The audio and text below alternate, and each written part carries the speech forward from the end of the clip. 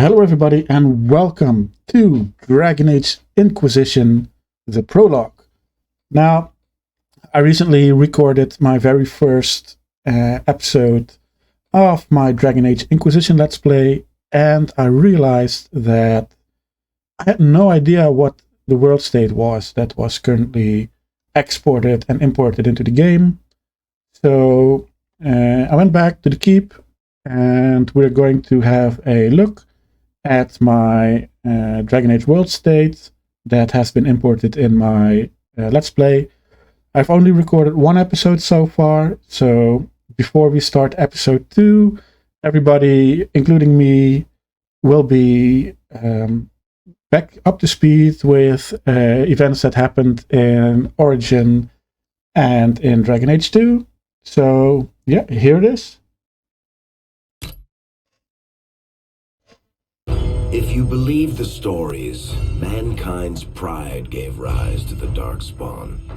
Countless in number and toxic to all life, Darkspawn search endlessly for an archdemon. When they find one, Darkspawn armies surge up from their corrupt barrows beneath the ground, and a blight begins. Grey Wardens are the only warriors capable of destroying an archdemon, and history always honors the one who sacrifices all to kill the beast. In the fifth blight, the Warden was the hero of Ferelden, a dwarven royal, second child of King Endrin Iduken.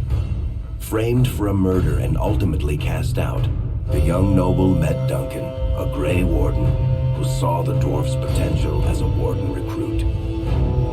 The allied Ferelden and Grey Warden forces met in Ostagar, where King Kaelin's armies and a host of Wardens gathered, ready to destroy the Darkspawn. But valor turned to despair as Loghain betrayed his king. Kaelin's forces were slaughtered, and the South was lost. The hero, now a full-fledged Grey Warden, survived with the aid of Flemeth, the mysterious witch of the wilds. Joined by Flemeth's daughter, Morrigan, and a Grey Warden named Alistair, the hero set out to build an army strong enough to abolish the Blight. With the traitorous Loghain now seated on Ferelden's throne, the Warden sought help from the influential Arl Eamon of Redcliffe. However, they arrived in Redcliffe to find the town under siege. As each night, undead rose in waves and assailed the battered village. With the hero's help, the people of Redcliffe stood fast against the undead horde. The Wardens reached Arl Eamon's castle only to find the Arl lying at the edge of death, and his court fallen into madness. To save his father's life, Eamon's young son, Connor, had made a deal with a demon, and quickly fallen victim to its possession. The hero intervened, freeing Connor from possession, and breaking the demon's hold over Redcliffe.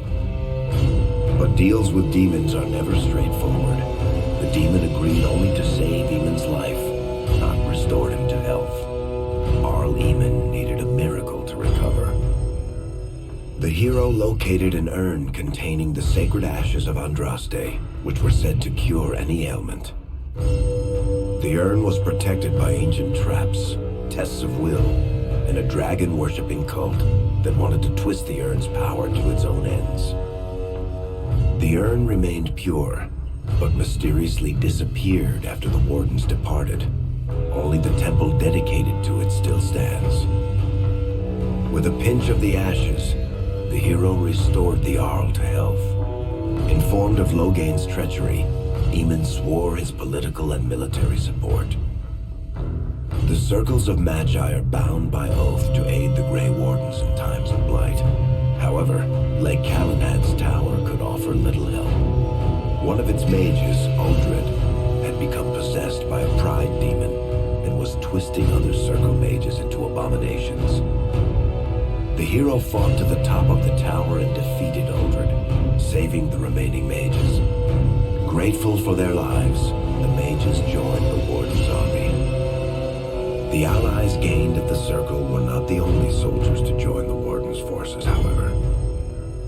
Dalish elves don't usually make alliances, but even deep hatred can be set aside in the face of oblivion. An ancient curse was destroying Ferelden's largest Dalish clans, turning the elves into werewolves. Zathrian, the clan's keeper, claimed that the cure required the heart of the great wolf, Witherfang. Years before, Zathrian himself had afflicted a group of humans with the curse that now ravaged his clan. As long as he lived, the curse endured. The hero freed the werewolves from the long-standing curse, and the Dalish joined the Warden's forces. Blights may happen hundreds of years apart, but the dwarves who live below the surface of Thedas fight Darkspawn every day. No one is better schooled in battling Darkspawn than the warriors of Orzammar, except perhaps their allies of old, the Grey Wardens. The hero arrived in Orzammar in the wake of King Endrin's death to find political factions fighting for control of the dwarven capital. Only the vote of a venerated paragon could break the deadlock to elect a ruler, and order the dwarves to honor their Grey Warden treaty and join the battle against the new Blight. The hero set off to find a paragon named Branka, who had disappeared into the Deep Roads in search of a legendary artifact, the Anvil of the Void, created by the renowned smith Caridin to forge mighty war golems. The hero helped Caridin destroy the Anvil of the Void, along with the dark secrets that could trap a living soul inside a mechanical construct. The hero emerged from the Deep Roads with a master-forged crown to bestow the Paragon's favor upon whichever rival candidate would be crowned king. Balin, the youngest son of King Endrin who was suspected of foul play, or Haramont, the aging traditionalist backed by the Dwarven Assembly. Balin followed his father to the throne. He leads with a ruthless but progressive hand, seeking to re-establish ties to the Surface Kingdoms. With Dwarven strength now bolstering the Warden's army, the hero had to deal with Loghain, so Ferelden could stand unified against the Darkspawn before the Blight swallowed the world. The kingdom of Ferelden stood divided. While some nobles supported Loghain's regency, others condemned his inaction against the Darkspawn. Civil war brewed, and Arl Eamon called a landsmeet in hopes of curtailing the conflict and removing Loghain from the throne. Loghain was found guilty of treason, and the hero carried out his execution in Denerim's palace. As the Warden's united army massed in Redcliffe, the Darkspawn overran Denerim, laying siege to Ferelden's capital city. The hero's army fought valiantly through Denerim and broke the Darkspawn siege. On Fort Dracon's highest tower, the hero's strongest allies fought alongside the Warden in a final heroic battle against the massive Archdemon. The Archdemon was killed without the sacrifice of a Grey Warden's life. With no Archdemon to lead them, the Darkspawn scattered. Most fled underground, still teeming in number and always seeking a new Archdemon to awaken. The shattered kingdom of Ferelden embarked on a long journey to recovery. In the Blight's aftermath, strong leadership was crucial. Honora McTeer, daughter of Terran Loghain and widow of King Kaelin, assumed the throne of Ferelden after the Fifth Blight was ended. Ferelden still stands, as obstinate and resolute as the Dog Lords ever are, but the events of the Fifth Blight loom over it as the nation rebuilds. For people across Thedas, legends of the hero of Ferelden remain the nation's brightest beacons of hope during its darkest times. It all began in Kirkwall, the fall of Knight Commander Meredith, the Kunari Uprising, and of course, the Chantry's destruction and the onset of Mage Rebellion. One person always stood amidst the swirling chaos: Hawk, the champion of Kirkwall. The Hawk family fled Lothering, refugees from the Blight. Leandra, mother of the champion, and siblings Bethany and Carver hoped to find refuge at her family's estate in Kirkwall, far to the north. As a mage with a family legacy of magic on both sides, Hawk naturally became involved in the events that ultimately led to the Mage Rebellion. The Hawks escaped the Blight with the help of Aveline Valen, a warrior and family friend. It's said that the family was also aided by Flemeth, the notorious witch of the wilds. Hawk's sister Bethany never reached the Free Marches. She was killed by Darkspawn while defending her family. The family's first years in Kirkwall were difficult. Leandra's brother Gamlin had lost the family fortune. The Hawks lived in poverty, forced to indenture themselves in return for entrance to the city. To pay off the debt, Hawk was forced to work for a band of mercenaries. All the while, Hawk and Carver did their best to hide Hawk's magic from the Templars.